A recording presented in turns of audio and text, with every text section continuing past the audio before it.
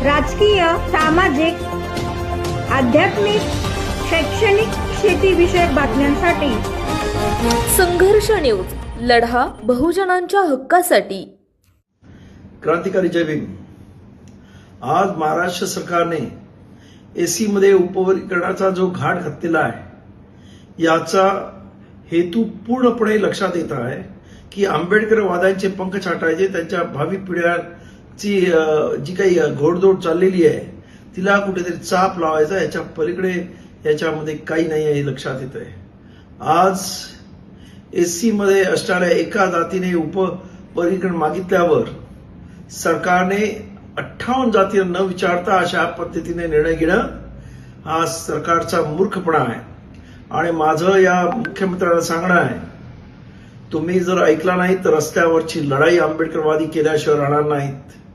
आम्हाला कोणाच्या विरुद्ध लढायचं नाही, परंतु आम्हाला माहिती आहे की तुम्ही ज्या पद्धतीने जातीमध्ये भांडण लावतात ते अत्यंत दुर्दैवी आहे. आज आमचा मातंग भाऊ मोठ्या संख्येने बौद्ध होतोय आणि त्यामुळंच तुमच्या पोटामध्ये पोटछू उठलेला आहे आणि त्यामुळे या पद्धतीने आंबेडकरवादी आणि मातंग समाज यांच्यामध्ये भांडण लावण्याचं एक कटकारस्थान आहे. त्यामुळं आपल्याला मी निवेदन करू इच्छितो की या पद्धतीचे कामं करू नका. कारण एससी मध्ये जे राखीव कोटा आहे किंवा रिझर्वेशन आहे ते त्या जनजातीच्या संख्येप्रमाणे दिलेलं आहे.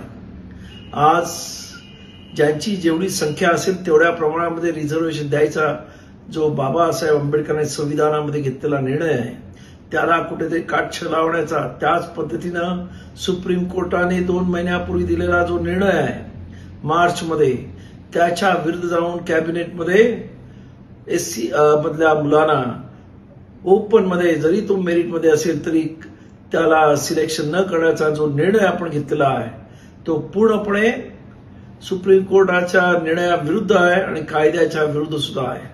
त्यामुळं आम्हाला रस्त्यावरती येण्यास भाग पाडू नका आणि आल्यास त्याची सर्वस्वी जबाबदारी या सरकारची असेल. तेव्हा सरकारने ताबडतोब जागे व्हा. आंबेडकरवादी, आज तुम्हाला वाटत असेल की आपण आंबेडकरवाद्यांना फोडलंय व आंबेडकरवाद्यांना झोपवलंय, तशी परिस्थिती नाही.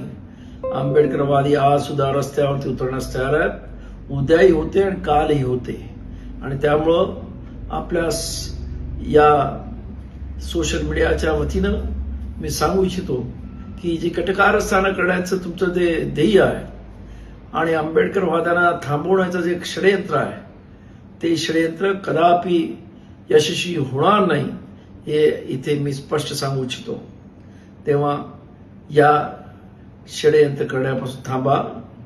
हे तुम्ही कपटकारस्थान करण्याचा आंबेडकरवादाविरुद्ध चालवलेला हा डाव आहे तो ताबडतोब थांबवा असं माझं आव्हान आहे. आणि आंबेडकरवाद्यांनो, जर जरूरत लागली तर रस्त्यावरती आपल्याला आंदोलन करण्याची आणि रस्त्यावरची लढाई करण्याची तयारी ठेवा. सर्व जाती, भेद, धर्म आणि पक्ष विसरून एक होऊन या लढाईमध्ये आव्हान करेन तेव्हा सामील व्हा, एवढीच आपल्याला कळकळीची विनंती करतो. धन्यवाद. जय भीम.